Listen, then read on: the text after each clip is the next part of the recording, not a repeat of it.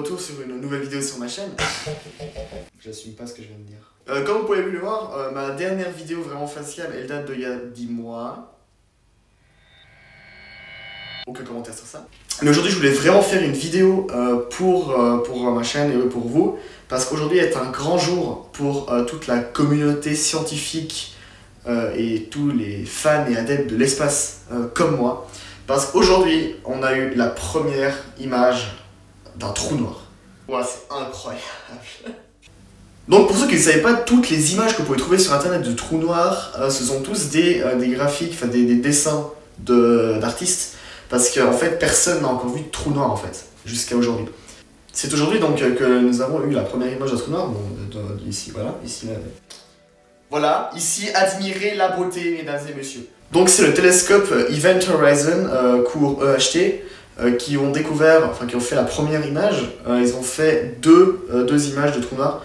Ils en ont fait une du trou noir qui est au centre de notre galaxie, c'est-à-dire Sagittarius A étoile. Ouais, c'est le petit symbole étoile là, vous voyez, qu'on utilise parfois pour mettre des choses en guillemets. C'est pas important, je sais.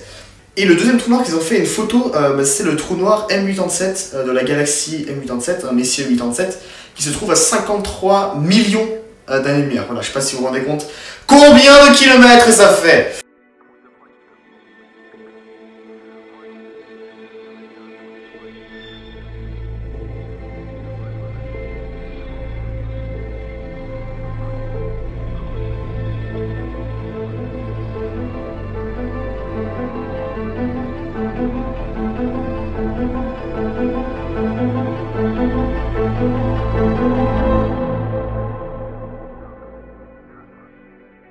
Beaucoup trop.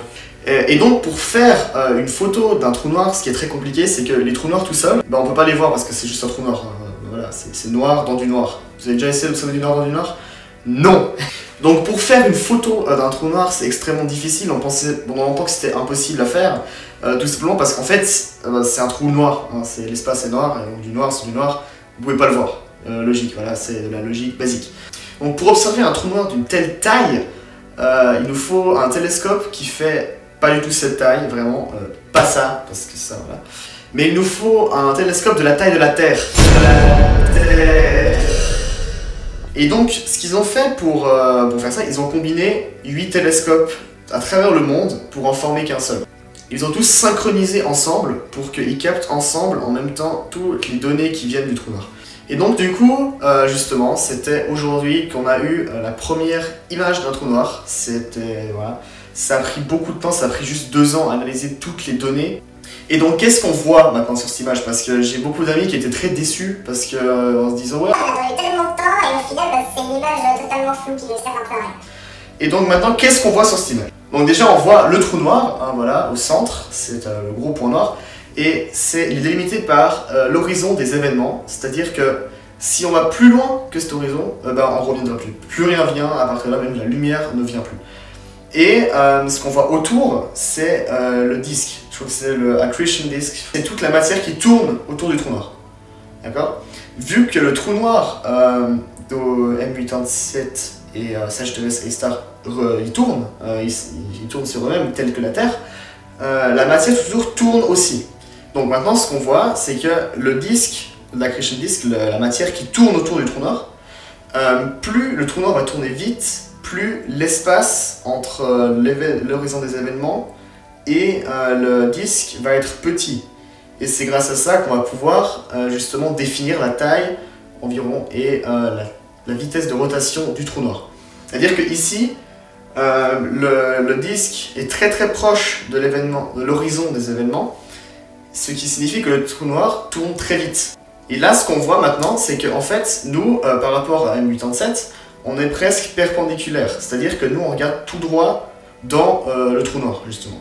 Et ce qu'on voit autour, c'est la lumière qui est déviée, la lumière qui s'approche du trou noir et qui est déviée par sa force gravitationnelle énorme et qui revient droit vers nous. Et c'est ça, en fait, ce qu'on voit en vrai, c'est plutôt l'ombre du trou noir. En fait, on voit ça. On voit l'ombre du trou noir, et puis l'anneau lumineux autour, c'est toute la lumière qui s'est fait dévier et vient vers nous.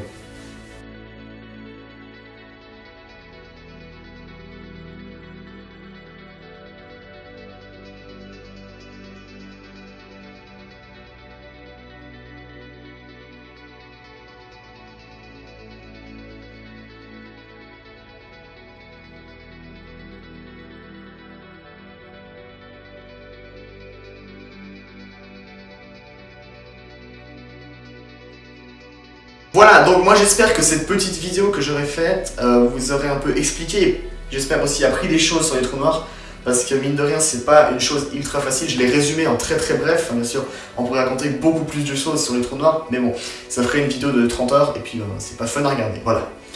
Donc j'espère que la vidéo vous aura plu, c'était Cornel, je vous dis à bientôt, ciao.